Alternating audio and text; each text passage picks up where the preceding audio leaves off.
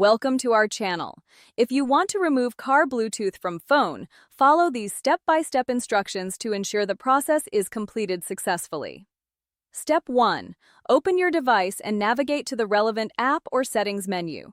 Make sure you have a stable internet connection before proceeding. Step 2. Locate the specific section or feature you need to access. This might be in the settings menu, account options, or within the main interface of the application. Step 3. Look for the option related to your task. It may be labeled with clear text or represented by an icon. Tap or click on it to proceed to the next screen. Step 4. Review any information or warnings displayed on the screen. Make sure you understand what will happen when you complete this action. Step 5. Follow the on-screen prompts carefully. You may need to confirm your choice, enter a password, or provide additional information to complete the process. Step 6. Once you've confirmed all the required steps, the action will be processed. Wait for the confirmation message to appear on your screen.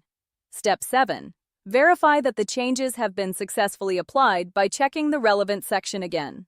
This ensures everything has been completed as intended. Step 8. If you encounter any issues during the process, check the app's help section or support page for additional guidance and troubleshooting steps. Don't forget to like this video and subscribe to our channel.